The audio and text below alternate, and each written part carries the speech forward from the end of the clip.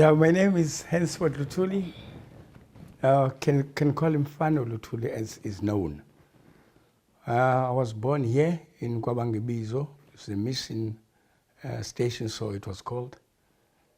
And I grew up in this area. I went to the school called Bangebizo, which is just close by. Yeah, next to me is my wife, Busisiwe Luthuli, and the grandson, which is Elihle. Yeah, there are people that are with me every time, looking after the house and myself. Going further to that we didn't have high school in the area or secondary schools in the area. So we had to travel such a distance to hunt for schooling institutions. One was in Mtwalume. The furthest one was in Umkomas. That was Amahlongwa Secondary School. So that's where I went after this for just a year. Then I left there because of ill health. Then I went to Umlazi, where that is Washaka Secondary School then, where I completed my junior certificate, which led me to Ohlanga High School in Inanda. But coming back to my home place, Kwabangebizo, I grew up in a very nice environment. I had parents, I had my father, I had my mother, I had my sisters, I had my brothers, four of us as brothers. But unfortunately, my mother my parents lost 5 daughters. And when I grew up, we had only 1 sister. So meaning we're only 5. But we will say we are 5 of us, but there were so many kids that were staying with us. For instance, the family that I've shown you there, together with their parents, they used to stay here. And some of the students used to stay here when they had to undergo that Kwabangebizo at the time. So normally, you used to say about 11 to 18 children in one family. But it was nice. We used to learn from one another and grew up together. We used in that environment. But this area belongs to, it's an Luthuli. We have Luthuli chief. And it was a nice environment, nice learning. But something that struck me one day that made me join the strike. If you go down this way, you will see Kuneti Pulapa. Then there was only one person, a white person, that was controlling everybody who had cows. Controlling everybody who had cows. There was a white man. He will whip everyone who would have his cow going astray, regardless of the age, regardless who he is, whether it's a woman that is bringing the cows in for dip, whether it was an old man, whether it was young guys like us. Because we will go there on a Monday, to the dip on Mondays. Then from there, once we're there, the bell is ringing at school. So you can't leave the cows. So you have to take the cows to give somebody else, then go back at home, wash yourself, then go there. What was the problem? Question to me was, why would a young guy, like a white young guy like that one, will whip an old man like my father, for instance, like any other father? Why would he do that? That's when the question of separate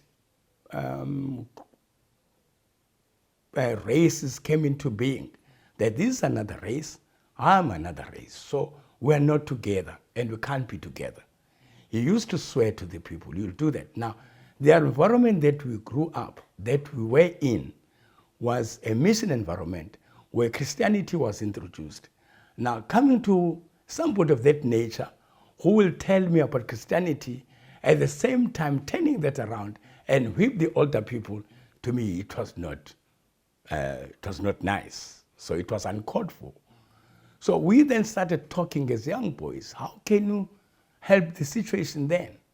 But no one was a leader. No one who wanted to take a lead in order to address the issue. When you try to address the issue, when We had the older people sitting around the calabash, drinking our Zulu beer, bringing the story to them, say, no, no, no, you boys who don't know. Umlungu is umlungu.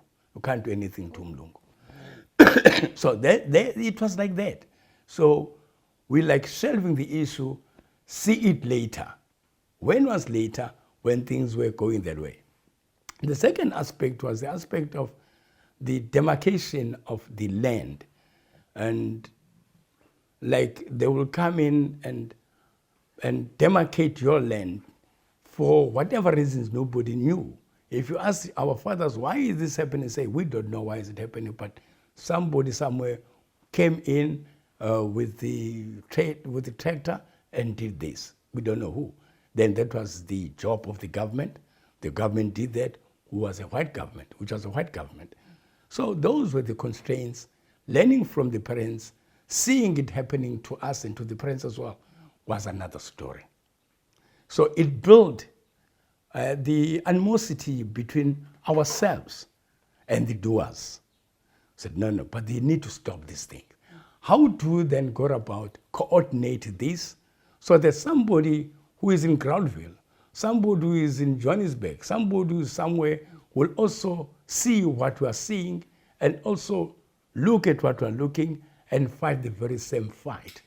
It was rather difficult because at that time with only 4 provinces, if you go to the Eastern Cape, you had to have a passport, which was rather difficult. If you had to go to Johannesburg, you had to travel by train, it takes you 2 days. If you had to go to Free State, you had to travel by train, it takes you 2 days. So it was a rather difficult situation.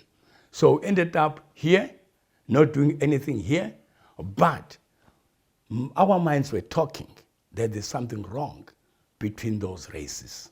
Okay. Yeah, I was a young, intelligent guy who was much more focused and needed to get things done the way it should be. A very respecting guy, young boy, and respecting the older people as well. Respecting even my parents and everybody else.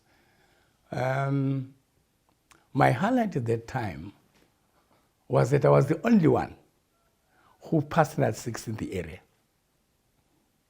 I was seriously only one who passed National 6 in that area. There was, I think so many people came to my parents and came to me and say, hey, your young boy has done wonderful. Yeah, when you talk about that early childhood. And also singing at that time. And the leadership that I had in terms of leading, even in music, Sunday school, choir in school, even after school in church, I was part of that. So yes, those were, I never did anything that was beyond my parents, you know what I mean? I never wanted them to get harmed because of me, you know.